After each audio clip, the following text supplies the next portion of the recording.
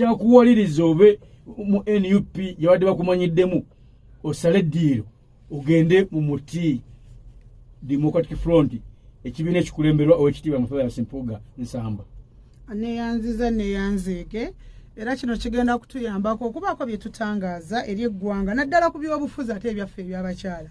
Ffenno tukkiriza nti teri nkyukakyuka eyinza kuyingira mu ggwanga nga erese olutabaalo lw'abakyala emabega.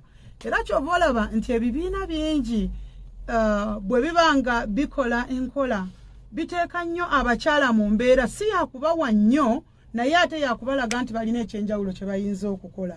Era nga oyogedde ku bakyala abo bwe twakolanga omulimu ogwo nze nagenda okuva mu DP nga ntunuulidde nnyo ensonga z'abakyala. Ekyokubiri era ne mu nnyanjula yange nakigambye abantu ti ebintu bibiri mbyekakasa. Neekakasa obusomesa ate neekakasa ebyobufuzi eby'abakyala. N'olwekyo ngenda okuva mu DP nali ntonze omukago gwe bayita Interparty Women's Platform.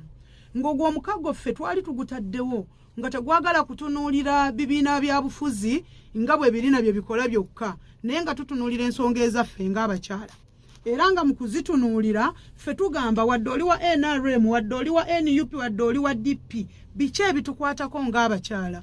N'olwekyo naye ekyennaku ekyaliwo nti mu bibiina byonna bye twali tutadde mu mukago ogwo yali NUP eri yali yagaana okubeera memba mu mukago ogwo. Era nga mu kugaana kwayo yongegamba ensonga bbiri tezitunulira ensonga ya dialogue ne consensus building. Ate ffe nga kwe twali tuzimbidde.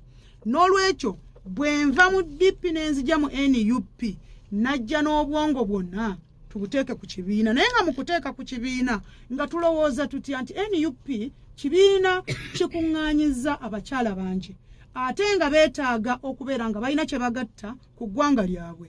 Y'ensonga lwaki twavaayo n'ekiteeso nti nedda newankubadde NUP eyina ekitongole ekitwala abakyala naye ate naffe tusobola okukolera ku sayidi ne tukola ebigatta ku kibiina ate ne ku ggwanga.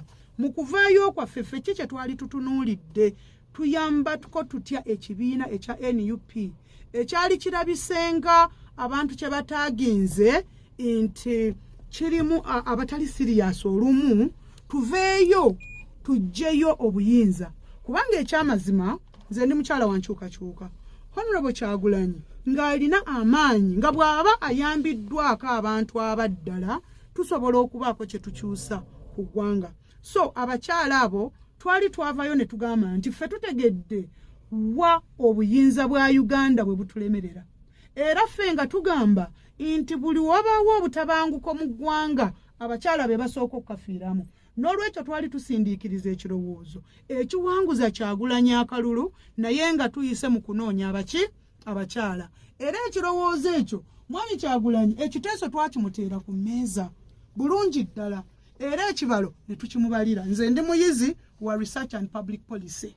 Bwe mba nkola research imbuuza nti Uganda tulina abalonzi bameka. Era njagala kutegeeza ne mwami Mosha ali wano nti NUP kwetambulira olwaleero nti kanoonye kalonde kakuume kyali kirowoozo kya Waliggo ne ttiimu kubanga twalina ekigendererwa. Mwe mwalete ng'ombe eyo kanoonye kalonde kakuume era ekyo kiri ku rekodi. Era ne First Lady Baby yali Boston era n'atusiima n'agamba abakyala abalina obwongo abakola emirimu nga gino. Naye nga mwami beekumbule kambuulire bannayuganda kubanga ne mu NUP ebyo byonna bwe twamala okubiko